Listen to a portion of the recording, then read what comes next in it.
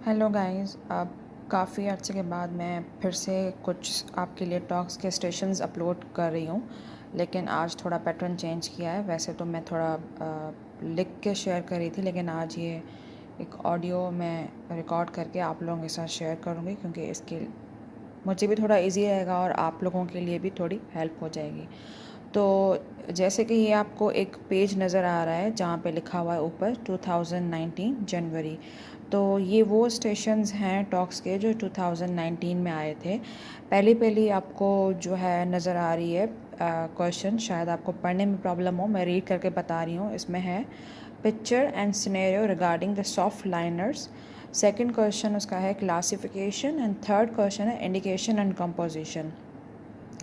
वहीं पे question number 2 जो आपको नज़र आ रहा है वो है पिक्चर ऑफ एल्जीना depression with tooth in it, identify the problem and how to manage with the mobility. और जो क्वेश्चन नंबर 3 है the picture of labial bar और buccal bar, identify and how to get the retention stability support in this case. तो आज जो हम बात करेंगे, पहले पहले मैं क्वेश्चन नंबर 3 पे बात करूँगी। 1 और 2 पे मैं आपके लिए एक अलग से वीडियो बनाऊँगी। जो क्वेश्चन नंबर 3 है वो है पिक्चर ऑफ लेबियल और बक्कल बार।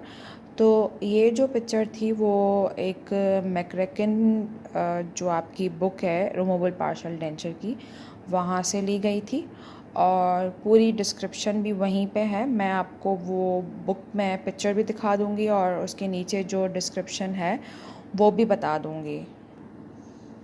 सी, ये वाली पिक्चर थी लेबियल बार, और जिसको आप बक्कल बार भी बोल सकते हो। ये वाली दो पिक्चर्स थी। वहाँ पे ये था कि ये पिक्चर्स आपको आइडेंटिफाई करनी थी। एग्जामिनर आपसे पूछ रहा था, जो फर्स्ट क्वेश्चन था आइडेंटिफाई द पिक्चर। तो आइडेंटिफिकेशन इज़ वेरी इजी। ये इसको आप लेबियल बार भी बोल सकते हो और बक्कल बार भी बोल सकते हो।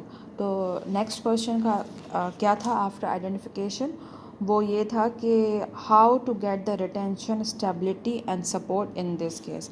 तो आंसर बहुत इजी है, और ये जो इसके नीचे आप डिस्क्रिप्शन लिखी हुई देख रहे हैं, नीचे लिखा हुआ है सारा कि labial bar reserve major use in the treatment, retention was obtained on the terminal abutment. Retention का आंसर ये था। Support and stability was gain by using the rest. ये वाला support and stabilization are gain by using the rest minor connector and arising from the labial bar and well fitting denture base. ये एक simple answer था इसका, जो आपको labial बार में बताना था। उसके बाद ऑब्वियसली अब स्टेशन जो होता है वो 7 मिनट्स का होता है ना, आपको टाइम मैनेज करना होता है। तो एग्ज़ामिनर आपसे ये भी पूछ सकता है इसी सेम पिक्चर के रिगार्डिंग कि भाई इंडिकेशंस क्या होती हैं, कॉन्ट्रा इंडिकेशंस क्या होती हैं, एडवांटेजेस बता दें, डिसएडवांटेजेस बता दें। तो जो इंडिकेशंस जो होती हैं इसकी, वो सिंपली यही होती हैं कि जब आपके लिंगुअल इंक्लिनेशन हो ऑफ रिमेनिंग मैंडिबुलर टीथ, ये आपकी फर्स्ट इंडिकेशन है। सेकंड जो है सिवियर लिंगुअल टिश्यूज़ अंडरकट हो या लार्ज लिंगुअल टोराई हो। ये 3 जो है इसकी इंडिकेशंस हैं, जो इस बुक में शायद मेंशन नहीं है, या होंगी भी। एक बार हम देख लेते हैं। हाँ, मेरे ख्याल से नहीं है, फिर भी आप गो थ्रू कर लीजिएगा। सेकेंडली अगर हम बात करें कॉन्ट्रा इंडिकेशंस की, तो उसमें यह है कि when lingual major connector can be used. जहाँ भी हम लिंगुअल मेजर कनेक्टर यूज़ कर सकते हैं, वहाँ ऑब्वियसली हम किसी और डिज़ाइन का फैब्रिकेशन नहीं करते। ये फर्स्ट कॉन्ट्रा इंडिकेशन है। सेकंड है अगर फेशियल टोराई हो, वहाँ पे भी हम नहीं दे सकते ये। और थर्ड जो है फेशियल एल्विलर रिच पे जो है वो अंडरकट्स हो, वहाँ पे हम नहीं दे सकते। एडवांटेज ये है कि it can be use when other type of the lingual major connector can not. ये इसका एक ही एडवांटेज है। उसके बाद डिसएडवांटेजेस ये हैं कि लेबियल बार जो होता है it may visible when patient smile, ठीक है, and it also may distort the lips contour and resulting the poor aesthetic. And third ये था difficult to add the prosthetic teeth to the framework. ये इसके 3 disadvantages थे labial बार के। बाकी तो ऐसा कुछ भी नहीं है इसमें। तो ये एक स्टेशन है जो मोस्टली लोग कंफ्यूज होते हैं। तो एग्ज़ामिनर बेसिकली जो मेन चीज़ पूछेगा वो सपोर्ट, रिटेंशन और स्टेबिलिटी के रिगार्डिंग ही पूछेगा। अगर आपने ये वाले आंसर्स दे दिए ना, जो बुक के नीचे ये वाले लिखे हुए हैं सपोर्ट एंड, ये अगर आपने आंसर दिए तो वो फर्दर क्वेश्चंस करेंगे ही नहीं। तो आपने क्योंकि की को ब्रेक कर लिया। ये मेन जो चीज़ें हैं आपको बतानी है इस सिचुएशन में। इसके बाद जो है हम क्वेश्चन नंबर 1 और 2 को अब देख लें after discussing the question number 3। तो उसमें यह है कि क्वेश्चन नंबर 2 का अगर आप देखेंगे, ये आपको कहीं पिक्चर नहीं मिलेगी। वहाँ पे एक इम्प्रेशन था एलजीनेट का। उसमें क्या था, एक टूथ पड़ा हुआ था, कोई भी टूथ पड़ा हुआ था। तो उसमें एग्ज़ामिनर पूछ रहे थे कि भाई ये क्या प्रॉब्लम हुई है।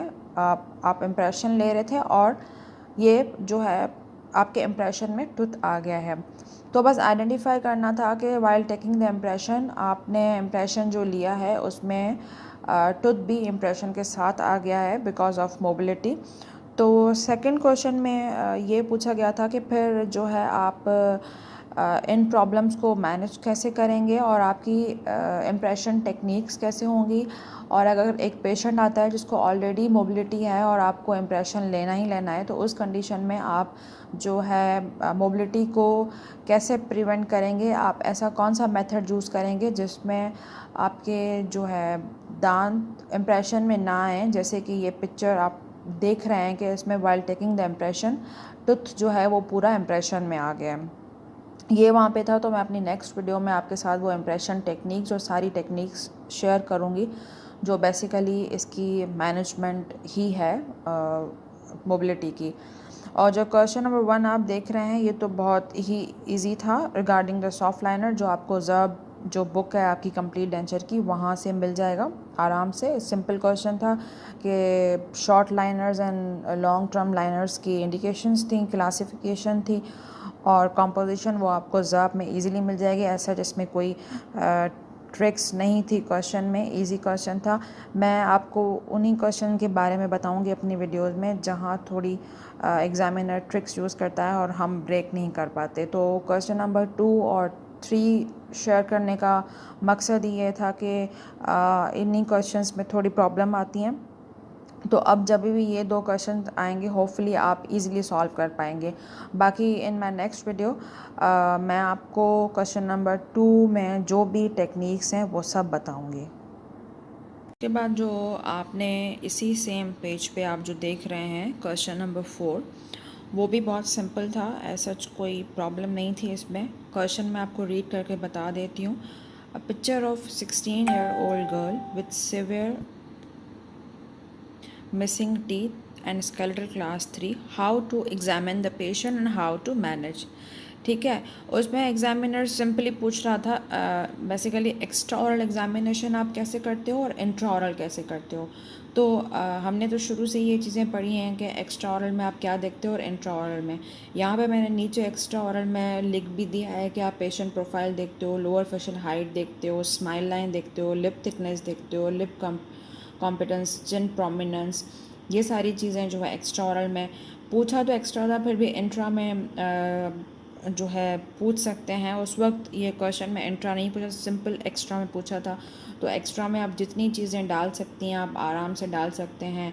वो आपको जो आपकी बुक है एक कोई इंडियन ऑथर की मनाफली, उसमें आपको इजीली मिल सकते हैं एक्स्ट्रा ऑरल एग्जामिनेशन, और ज़ब में भी मिल सकती है आपको। उसके बाद इंट्रा ऑरल एग्जामिनेशन में जो है यही देखना था ओवरजेट कितनी है, ओवरबाइट क्या है, location of tooth in arch, parental status क्या है, अटैच जिंजावा देखना था, इंट्राक्लूजल स्पेस देखना था, number of remaining tooth, mobility of tooth, arch form, ये सारी चीज़ें जो है इंट्राऑरल में आ गई। मतलब बहुत सारी चीज़ें होती हैं, मैंने सिंपली यहाँ पे 2-3 चीज़ें रखी हैं because it's very common question और ये जो है हर किसी को पता होता है कि एक्स्ट्राऑरल एग्जामिनेशन में आप चीज़ें क्या देखते हो और इंट्राऑरल एग्जामिनेशन में आप क्या देखते हो।